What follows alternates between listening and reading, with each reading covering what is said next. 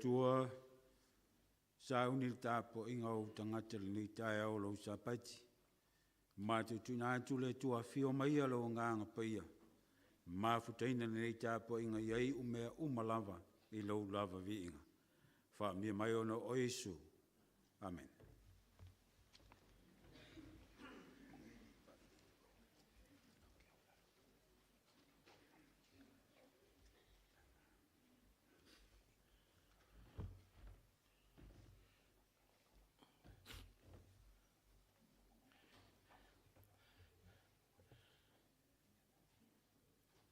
Le ai se me pitsilio na taua ina ua toi poto whana ua le tua I tono na marmar. A tātou toi mawhawhau mantu natu nawa yaso. I le wheo inga o le whana ua le tua I lungo o awala te le vave. Lungo le ea o le sami o le whonga ele ele. Me tupuai whenga tā ma popo ngā. Ai whaftai le tua. Leo tātou toi ponto I le fia ma le oli oli. Leo sangia I le fia ma le manuia ma le oli oli. Whanau le tua le nei tai au o lona sāpati pa ia. Ia, vele o lo leo whai ma whonga o tātou Failauga sunga to ina ia Manu Taala, ia mesfoi sunga to ina ia maiawa. Ma tau te whatala whatu I le malu o le tātou kalesia. Whanau le tua. Ia, mese la foi la tu asia si mai. Mese foi na tātou mātua. Whawhelo e atu ia tau le alofa ma leanga leo le tua o lo. Teita ina ma tausia ia ma puipui na pelo tu soi fua le aso ma le aso. Eo mai lava le neita au. After iai ma vivi I pea ma sanga vi ia pelo tātou tamai le langi. I lana pule whasoa, ma lana pule whaiwhai pēr. O lo tū mau pēr, I lana whanau e moise I tātou. E mātutua, ta mā, ma tina. Si I fuan whawhelo e atu, I le whatua ia.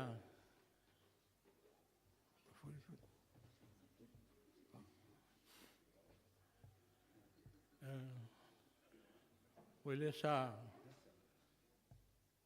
penesa. E whatua ia e penesa. E wa aro no lewa toi mai ta watu. Tina matua ia penesa.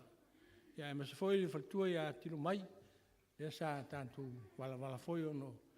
Isi foi o asi singa I whanau leo tantu toi wheloi. I le nei tai au. Ia e mese lava I la tau o e whatua uru whale mai ma su mai tono le man malo le tua. Ia le swafa man malo ke viso te whatala whatu. Ia te o umalava. Ia mas foi la tona whata o tolia o le whalaefu ma pulu ko whanga o no mai o kingo o reo langange. Ia e whaftai le lofa le tua leo tātou wheloi I le lofa ma le anga leo tātou tama le langi. Le foi mai tawatu o leo lo tātou whatasi ma tama leo lo tu eo. O le mawatu lo swafa.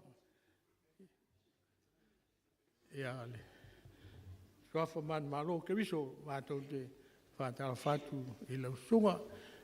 Ia tō tele lawa la tō io te e mai ta watu a fau lau vai atu. Ia le deo peo no talano atu I swafa man malo o le tātou ta maa le langi. Ia whatala whatu. O leo te mai ta watu le sunga ia maiawa. Ia talofa maiawa. Malo le soi fuamaduia I lau sunga to ina tātou. Wheloi le lofa ma le anga leo tātou ta maa le langi. Ia, pei lava on whai mai le whionga po ia le tua e teningese lo to sa. Ia e mua pēlo o lofa ma lo wanga le lei. Lo lofa tu noa e tu maulea ia te oe e o lava I le whaavau lava. Le a tātou tulai whatasi ia ma amtaina le tātou Sauniga. I le inga o le tua e tōru se lau ma le tōru.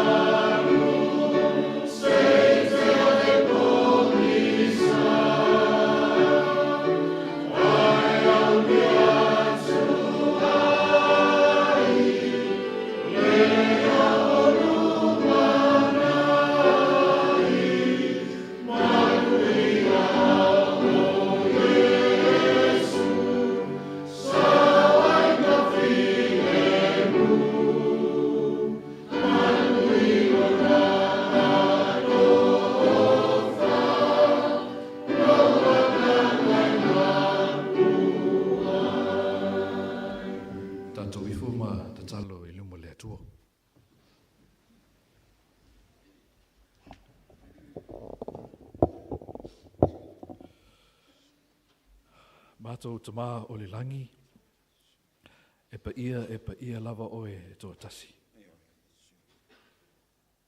O oe o le tupu o tupu ma le alii o lii.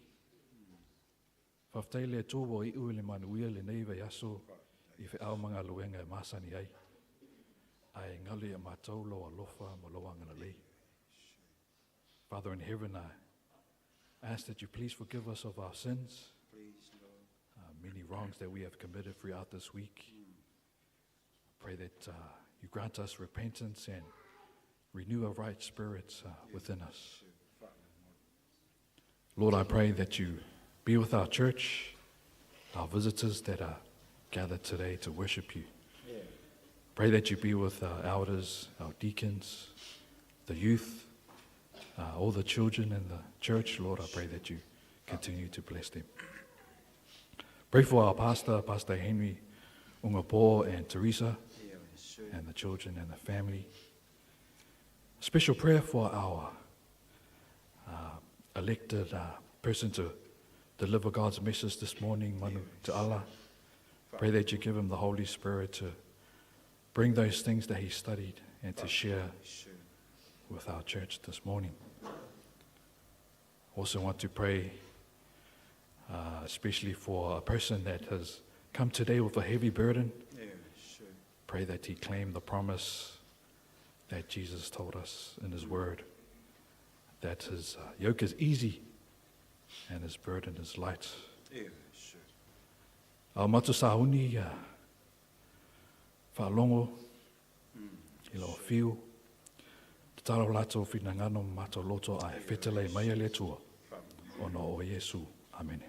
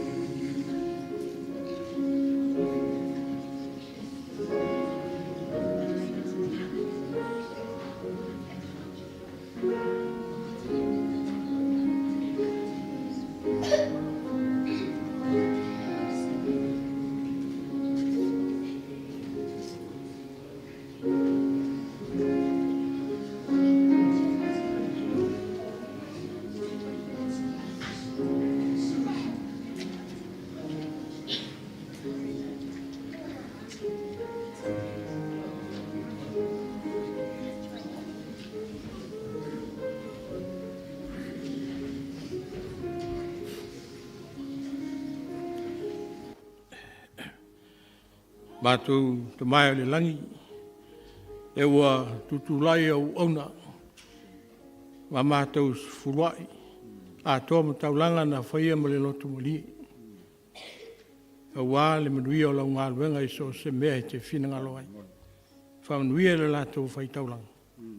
Ono i su o mātou talo tuai. Amen.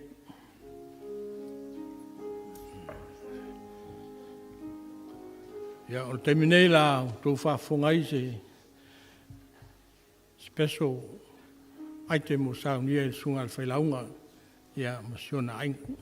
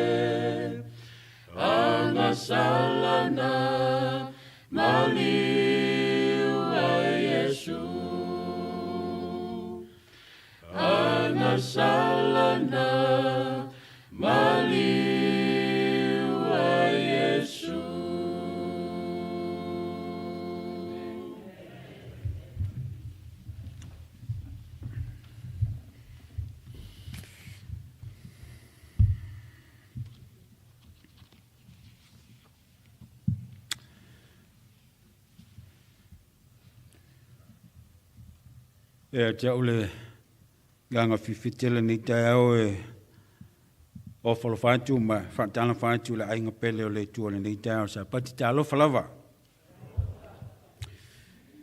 Whaftai o uso ato ina, sunga to ina atu ua whawhilo inga ma sifore, sunga to ina atu wain, i le tāru sanga, o li ni tai au le ngata o whawhilo inga ma tāru sanga mo le ainga pele o le tua, ia o silifo o na tūna atu ili Failauga wasi au le nei sa pati.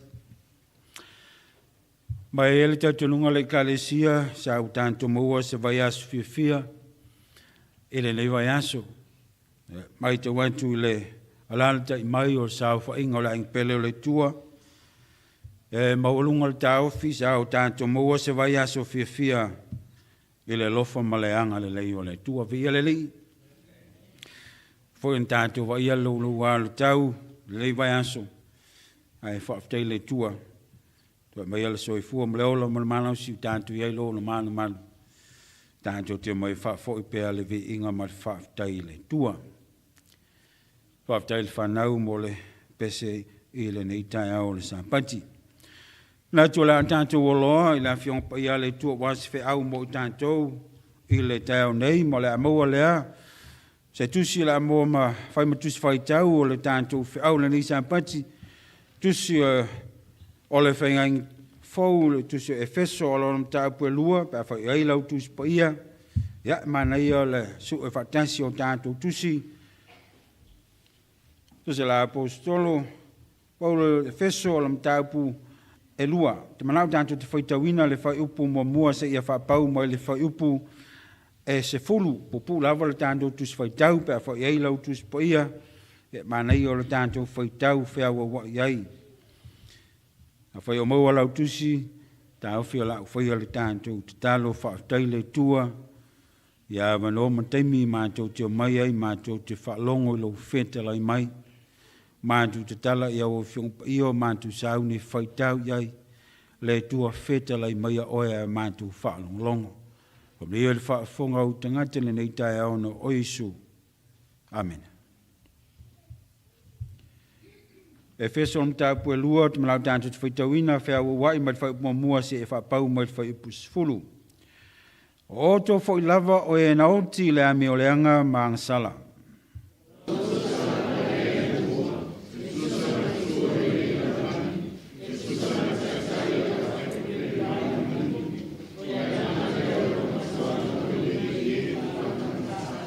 O i tātou fōi, nā ni o whaatasi tātou umalava mai lātou ana mua. Ni nau o tātou no nofo i tūne naunga tātou tino. Na whaia fōi e tātou o mea na roto i aile tino a tō mara mafo whau. Na whanau mai fōi tātou o le whanaunga tō sā, whape o isi a tō fōi.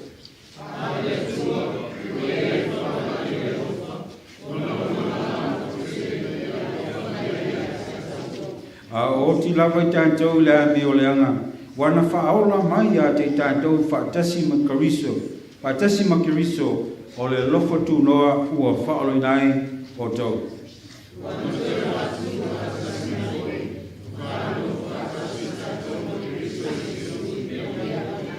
E rei a whaia le tupulanga te li le sisi ese o le whaulai o lo nā lofo tū noa. Le anga le mai a te tātou i a kariso Jesu.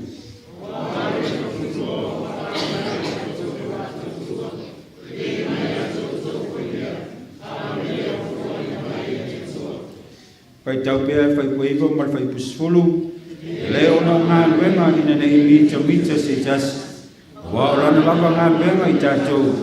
Na whaia i tātou i a keriso Jesu. Na ia whaia ngā luenga le lei. Na saunia na mua le tua. Le ia tātou sa maniana. Whautai le whaitawina o a whionga pa ia. A le tua na nei tai au. O au whautuina se manatu mo tātou i le tai au nei, ki se autu whapea. Lest we forget, we will remember them. Nei ngalo i a te tātou, ai a tātou manatu pea. Manatu le kālesia ma le ainga pele o le tua nei tai au, o le asa au tātou mapu mamalo lo mai, i le aso malolo le vai aso le nei. Sa wha mana tuina ai le ngate o le malo ni sila, ma malo e lima suma le lua o malo le tau pulenga. Sa o lanto wha mana tuina ai, se tasi o aso wha manatu e tāua, e atunu te tasi, e o lava lo tanto atunu i Samoa. Ona sa wha manatu ai i lanto na maari liu i le taua. Sa wha tāua ina ai le ofo ina anto o lanto soifua, e tautua mo lanto atunu, se o lava ina oti, wha pena o na maari liu wai. O te loa sa auto mai tauina, ia le anta lea maniso tu ngā mau, sa iai teu wha manatu. I la stofi mai wha aftei le tua o nā manoa, sa tātou mana o loma mapu mai ai au ngā ruenga, o le nevai aso la stofi, au tātou wha manatu inai le aso tāua, o e na maani leo le taua. Pei tai o wha punga e te manatu ua, wha tāua, ma vema au tu o le whi au le tai au nei, lest we forget. We will remember them. I whamaunga ma tusu singa o se tasi o tu stala lau i loa, pere tānia, o le swafa o le tangata nei e swafa i Joseph Rudyard Kipling. Na ia mo i tu sia upu ia, lest we forget. Mai whamaunga ma tala whamaumau, o le mafuanga na tusi al tangata nei ia upu ia, mai tāua. Ona o le taimi na whailonga nai, le tuputa mai tai o Peritania o Queen Victoria. Afe varu se lau i o fitu. Afe se lau varu fitu na tusi al tangata le pese. Po o se solo whamai na ia fatuina, ae na ia sei mai ai upu ia, mai tu tonu o le tuspa ia. Na tusi al tangata leo Joseph Rudyard Kipling, ia le pese po o le solo lea, i le aso soifua o le tupta maitai leo Queen Victoria, i le afe valu se lau iwa sfumalfitu. Na tusi e le tangata ia upuia, mai le tono tuspa ia, mai te maua, e le tusi o te nome mta upoe wha. Al fai upoe fitu se i oliva, ma le te nome mta upoe ono, o fai upo sfulu pe a fai ese teime te fai tau wai pe alo fale. E te mauai upuia. O na fai mai leo le whamtalanga, i tala wha mau le tala wha solpito, i le tustala lea, i ena ua o le tasi iwa tasi wha. I le taua mua le laulangi. O na mana o leo le tuputa mai tai, o na o wha maunga lei ai, o le upule ei falling, ua maita wina le Peritania ma tunuu o tau pulenga. To tele o tangata ua pāu ma feoti i le taua. O na sui e lola ia leo le whaupunga lea, e pe on to vaai lea ua, a mai upo le tau tinonga lea, po le pese po le solo lea. Lea ua whaonga ina e atunuu o maa lo le tau pulenga, e whai maa lanto, o le mau po lanto tau tinonga le temi nei, they shall not grow old, as we they are left grow old. Age shall not wearing them, or the years gone dim. At going down of the sun, and in the morning, we shall remember them. O upu ia e o male temi nei, lea lava u whaonga. Ia le tau tinonga po le solo po le pese na tusi al tangata nei o Joseph Rudyard Kipling. Aina mahafua mai, o le aso whanau o le Tripoli Diamond, o le tuputa mai tai o Queen Victoria. Afe vanselau, iwa fitu. Ma leo o whautu ina ele kalesia se autu o le whi au le tau nei, lest we forget. We will remember them. Maua le tātou matua i le tau nei, i le tusi le asa tātou whaitauina le kalesia, e feso am tau poe lua alon whau poe valu, o awai ma matua o le whi au le nei tae au, ma o te manau tātou te whaitauina pēr whau manino mai lau sila le wha Samoa, wha mo le whaitau. Au wā o le alofo tū noa ua wha o le inai o tau i le whatotua, e le mai ante o tau fo i lea, a o le mea ua fo ina mai e le tua. For by grace you have been saved through faith, and that's not of yourselves, it is the gift of God. O e le kalesia le tai au nei, ua manatu, ua le tātou te whao, manatu ina e tā ua. Ia e na maani liu le taua peita le kalesia. Ua mai o se whi au tātou te mawhau whau wai le lofa tu noa le tua e ala i le maliu o Yesu Kariso. Whai mai o le perenise o le langi ina whio mai e maliu mo oe maau mai tātou Amene. E tā ua e las wha manatu pe on tātou wha manatu ina ma tātou malo lo ai i le aso tofina tenei. Pe tai o te whamatu e wha tā ua i le tātou mai moanga le tāu nei. O le lofa tū noa o le tua na wha o le nai tātou. E wha lava ni mai moanga pupu o le whi au le nei tai au te manao awe ei le tātou mai moanga mua mua. O le winga o le lofa tū noa o le tua.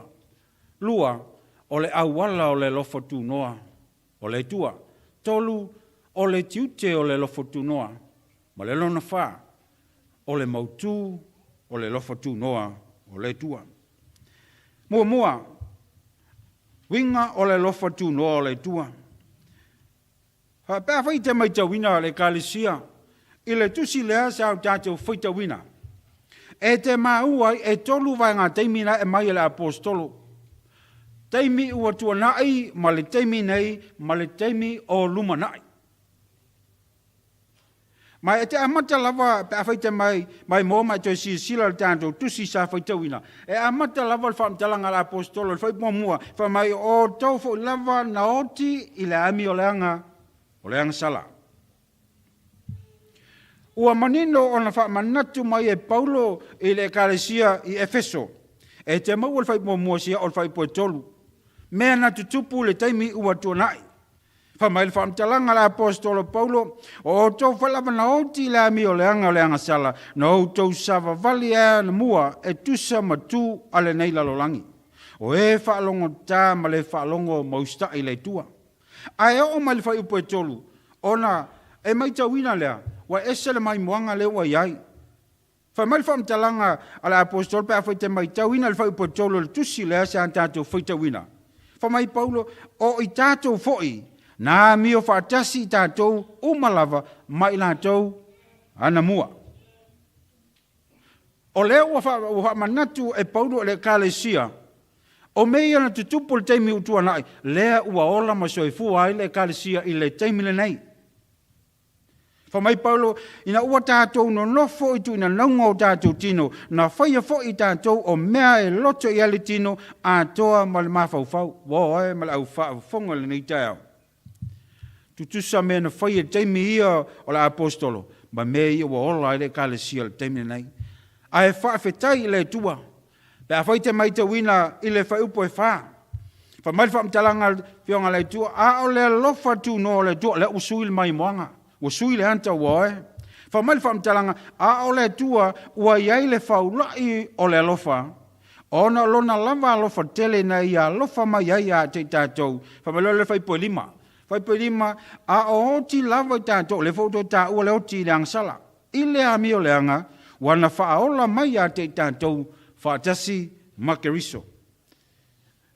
Ole alofa tu noa, ole tua. Wa e a whaite mai tau mai, whaaftai le tua. O le winga leo le lofa tu noa wa e. This is the definition of grace o le tua. O le whaola leo o tangata mai ua, o tile, e angsala. Wa e tā ua le whaamtanga leo a whaamanatu le apostolo Paulo le kalesia Efeso. Sa au tau oti le angsala. Sa au tau a mio whaatasi ma tangata whamai sa au tau nofo o le tuina nawol tino. Ma le angsala. Wa oti fo e tau wa whamtalanga tuspai o le tutongi o le angsala. O le oti. Ai whaaftai le tua wae. Whaaftai le tua. Whamai le whamtalanga tuspai ia. Tā ua ia tau le whamtalanga. Le whaipu o le roma lima whaipu sumalu. Te mana tātu whaitawina whaipu sumalu. Whamole a whai manino whasa mo se whaitau. Whapei ona o mai o le angsala i le lalolangi i le tangata e tōtasi. O le oti fo'i o na angsala. O na o mai leo le oti i tangata umalava a wā uanga sala umalava. O te marau te maitau maile e kālesia ma lau whaafonga le nei tae au. Whai maile whaamtalanga la apostolo o le nei foi. A whaapeo na o mai o langa sala ile lalolangi ile tangata e tōtasi. Ua oti foi tangata ile oti lava le e tasi. O isi taimi, a u whai tau le su e lam tau puna nei. Ma le tela o taimi tātou te whai tau ai ma pasia whaamtalanga la apostolo lam tau pula e feso lam tau pula lua. Sau alo mau faule se o wangana fola tunu le ve fua lava ia fuanga ele fai misa ia por wangana fola ma se ni tanto ai ma tuole vine moto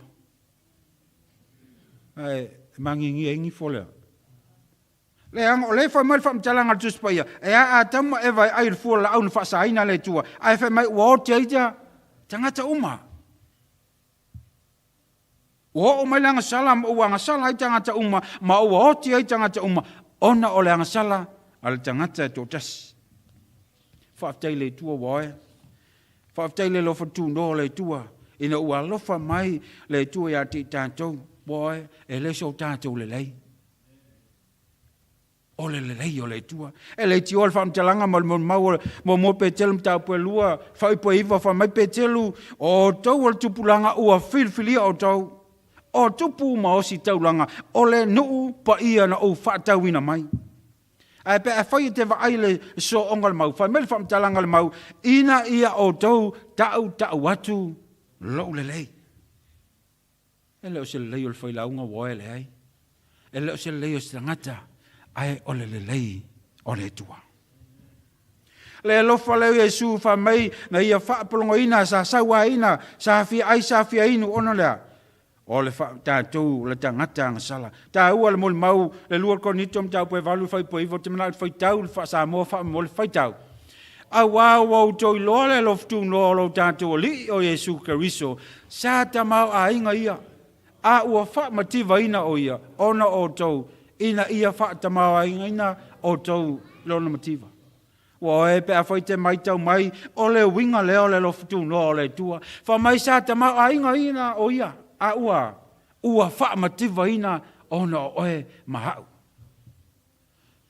E esel mtautia leo ngonga o le taulanga na whai e le tua, le lofo tu noa o le tua na ia wha ola ma la vea i tātou o le winga lea, o le lofo o le tua ma le wha alutanga ne i Sauniga mai ua wha mativa ina o ia, ono i tātou ni a tātou maua le ola e wha vau. Mai moangalo na lua wae, po lava ia se whaasoa le tae nei whai mai whamtalanga o le awala o le lofo tu noa o le tua the direction of grace. Wae, e tā ua le tātou ai mai le tua e ala le ia Yesu Keriso. It's from God through Jesus Christ. Wae, tā ua le mole mau a Ioane mo mua whai pusuma fite mara whai tau whai mo mua whai mole. Le mo mua le Ioane whai pusuma fite whai mole whai tau. Wae mai e mosel tu la fono, a o le lofo tu noa ma le mea moni, e mai ia Yesu. Wae mai tau mai wae. Wha mai whamtalanga tus pa ia, a wana tu ina mai e mosel tu la fono, a o le lofo tu noa ma le mea moni, e mai ia Yesu Keriso lea. Wae, e tā ua le tu la fono. E tā ua le tūla whono, a ia manino le tātou whaasoa ma le onga le tuspa ia, e le whaalaina tātou le tausinga o le tūla whono, a e whaalaina i tātou ia Yesu. Le whai mai o ia o le mea moni, e mai ia Yesu e ala i le lofa tū noa o le tua. Tā ua le whaamtalanga le tuspa ia wae. Tā leo teimi tātou te maitawina ai, nisi o a onga, wha mai e talia Yesu, ia o na saoloto le, o leo te ao ngālea. Tu la fono pe tai wae e vanila fam talanga tuswa ia le ai e o lava ia Yesu fa me Yesu o tele isawa e tatala ile tu la fono ai ne usauni e fa mautu ina le tu la fono o le tau o tu la fono wae e tama le ta to fa sino ia Keriso le li o le ola o ia o le whaatonu wholau le tātou savalinga ma le olanga tātou te iai, o le tāua le o tūla wholau, a ia tātou loa. e whaaraina I tātou I a Iesu Keriso.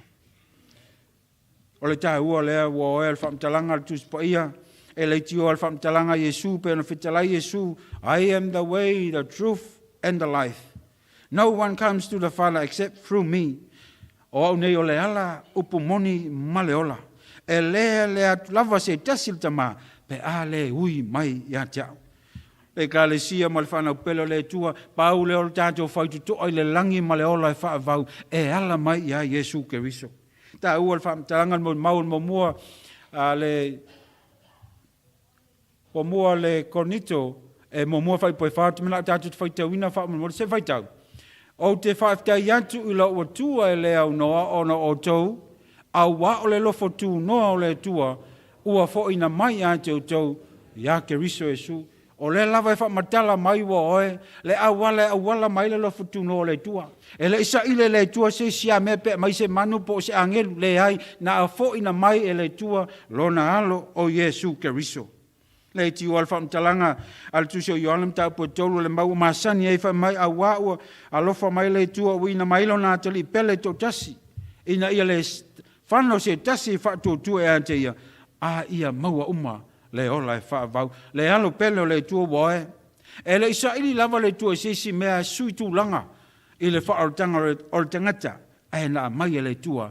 Lona alo pele to tasi.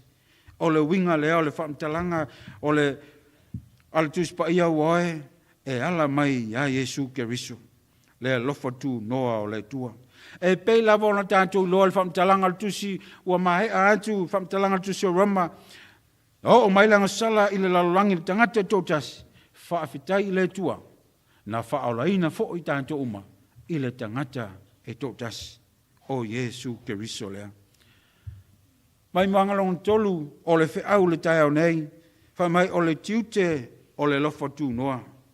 Woe, ei le tāu o le tiute o le lofa tū noa, e te maua tusi o ngā luenga am tāpu suma lima whai suma tasi, te manau tātou te whaitau ina le whasamoa, whamamo le whaitau. Ai pei tai ua tātou tā ofi, o le lofa tū noa o le lii o Iesu Keriso, e whaola ina ai tātou, whaapei o I lantu lava.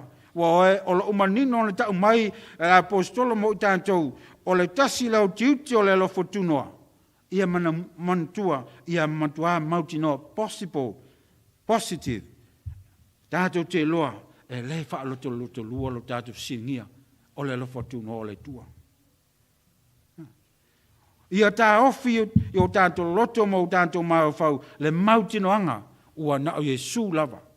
Tātou te mauai le ola whawa. O le si tā ua le o le tiute o le lofo tūnoa o le lave ina ma ia wha mautu ina le wha o le tanga o le tangata wae. Le tiu al tātou matua pe on whaitau ina a wā o le lofo tūnoa o wha ina ai tātou I le wha tua e le mai ante o tau fo lea ai fo ina mai e le tua. Tā ua le whamtalanga kalatia tolu whai pesuma tasi mai au awa I lole lei e le tau a metunina se tasi I luma o le tua I le tula fono. A wae ola tangata a metonu I le whatu tua. Wae le kalesia tasi lea vea anga tā ua o le tiute o le lofa noa. O le mai a te tātou o le a metonu o le tua. E le sisi o tātou e a metonu. Wana o le tua wae. A o le whamtalanga le tuspa ia, whamai e au lava ona a tātou loa le awala, tātou te ui wai, whamai whamtalanga le tāua e tau. E whamai a wawai lole lei e le, tau amintu ina se tasi I lumo le tua I le tulafono. A wae ola le tangata, ame tonu I le whatuotua. Wae male au whaafonga le kalisi pele le tua. O le whatuotua o Abraham. Na tau ame tonu inai.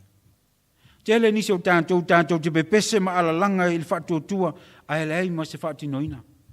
Te lo le siwaenga tā ua lea o le whamtalanga le tuspa ia wae, o le whatuotua au noa ma ngaluenga, o le whatuotua mate lea.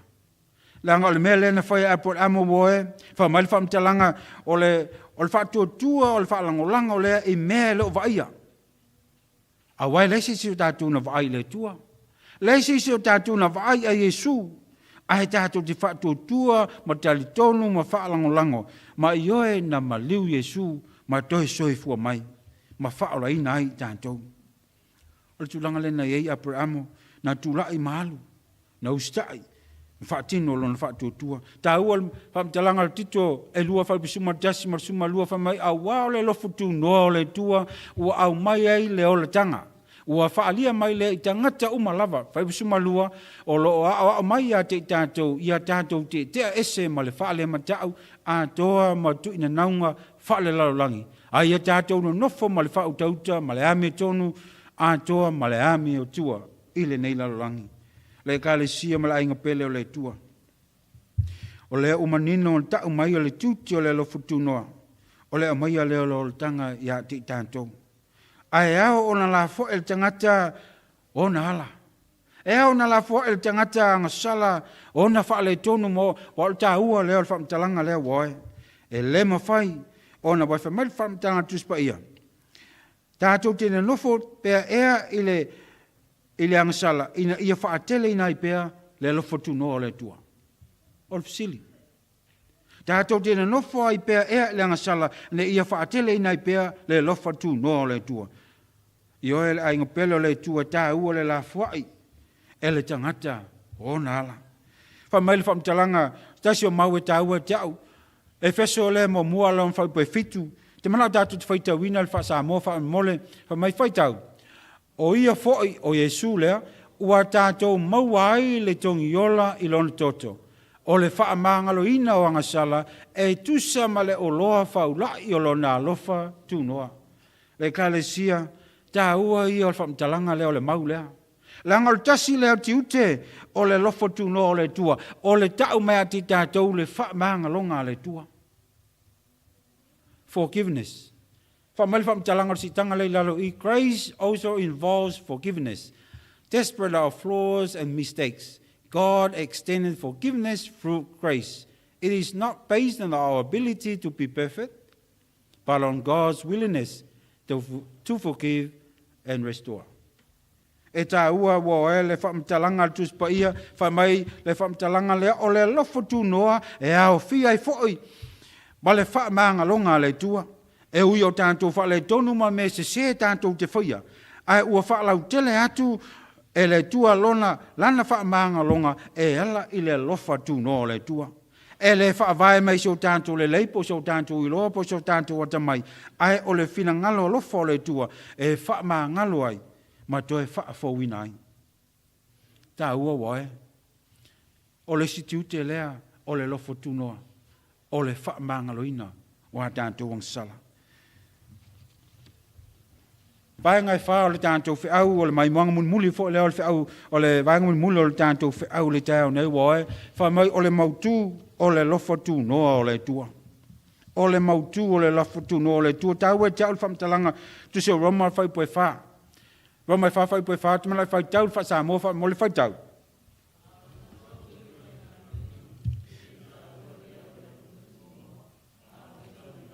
Whai mai le whamtalanga le tuspa ia a o le totongi o le whai ngā ruenga e le ta ua lea o le lofa tūnoa. Ai o le tau i lava. Wa oe manino le whamtalanga le tuspa ia. O le tutongi le tātou te maua ilo usu ngā ruenga mānawa mai, usu mānawa mai, usu mai mānawa mai o tāsa pati wa tātou o mai le whale o vai vai. Wha mai o le e le o se alofa tu noa le mena. Ai o le tauina o lo tātou usu e whai ngā ruenga. Wha mai le apostolo Paulo e tā ua le whamtalanga e te maua le mauna so ai e feso leo tātou lofa mai tātou mutua a wao le lofa tu noa u whaolai nai o tau le whato tua e le mai ate o tau fo i lea a le mea ua fo ina mai e le tua e le ai masta tātou mea whaia i wha mai e le maua i sea ngā ruenga. Our salvation is not an earn e le whatau ina wae le lofa tu noa le tua le ai wa umona tā pena le tua le whaolotanga tangata. Wa uman so tongi le tu ale sa langi ina le whanau le tau nei.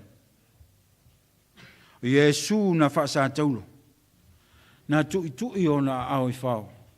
Na maliu e to tongi uma le tau. Le tau mo oe ma au sa te tau. O na tātu tongia le whaolotanga o saunia le tua. E whaina o fsini antu le kalesia i le tau nei. Ini fsili whapea. Pe ana wha pe wha tau le lofo tu no le tua. Sa so longona. Wha mate tātou te maua. Pe ana wha pe wha tau le lofo tu no le tua. Ai longa. Wai le tele na tātou mea. Tātou te le mau oa. Mai tātou te le lo foi. Po le ale tau o le soifu o le halo o le tua. Pe o te fisile atu foi. Pe ana fua i ngā luenga. Ni ngā luenga tātou te foia. Wha mate maua ni ngā luenga le lei tātou te foia. Ai longa. Au o tātou o ni au auna le au ngā ma le whatau wā. Wha mai le whamtalanga whau po iwo o toi mau o le tusi sao tātou whai tauina e le ona o ngā luenga. Ina nei mita se tasi. Woe, tā ua le tātou au langa i le tua. Tā ua le tātou ngā lulua en whaile me sile le tua. Ai o tātou mantua ia fo i alevi ingai whea. I le tua le whamtalanga la apostolo Paulo mo morko nitus fulfai pa tau sumartiasi o le mau masani e whamai ole nei. Pe tau te ai, pe tau te inu, po se tasi mea tātou te whaia. I au tau whaia me umalava, e vi i ai le tua. Why? Lest we forget, we will remember them. Awane ngalo ya te oe, awane ngalo ya te au mai tātou uma, iau tātou mantua, le lofo tu no Sauniga le tua mo tātou.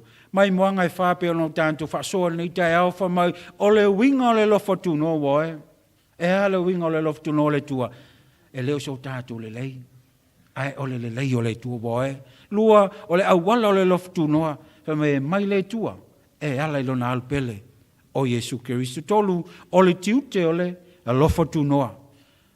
Tā ua, o wa alfa maanga longa le tua e ala mai, ilona alo Yesu Keristo, ma le lona wha, o le mautu o le lofo tu noa, e le wha tauina woe, e le wha tauina le lofo tu noa o le tua, awa wa uma o na foai mai, e le soifua o le tua, e ala ilona alpele Yesu Keristo, mo uma o na ia te tongi, e lunga o le sa taulu. Pa mai le tātou matua le nei tae au wao le lofo tu noa ua whaole nai o tau ile whaatua tua. E le mai ate o tau fo lea. A o le mea ua fo ina mai e le tua. Pa mai le utua le au le nei tae au. Lest we forget, we will remember them. Te le so tātou munuia o na isu. Amen. Vengo le tua la tātou whaunai le tātou Sauniga lua se lau fitu sumaleono la tātou tutu lai ma whaina le tātou Sauniga le tau. Lua se lau fitu sumaleono.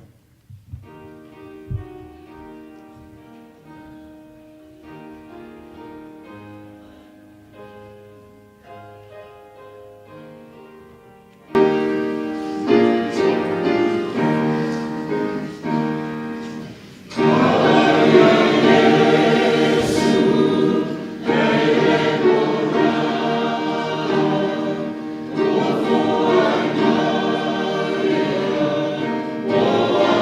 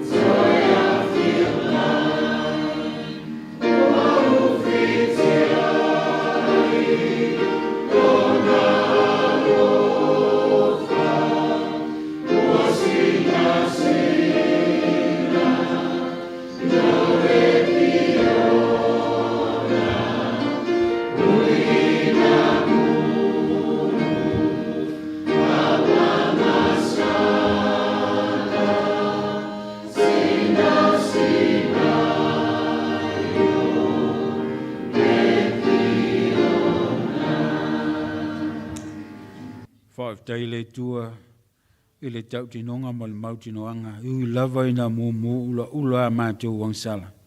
A ua e whaasina sina ina ea le toto Iesu Keriso. Whaafitai le lofa tunoa le tua ua e tuina mai ea le lo walpelo Iesu Keriso na maliu mo i mātou. Tau ina mātou langona au ane ngalo. Au ane ngalo i o mātou lotua i o mātou manantua pea le tau langa na e whaia mo i mātou. Whaafitai le tua i le leisa paiti o la mātou fautu ua i e lunga le nei au fia lo mnuia. A tō man maftanga malaua ngang pa ia nei māso umalava o le whaavau lava. Amen.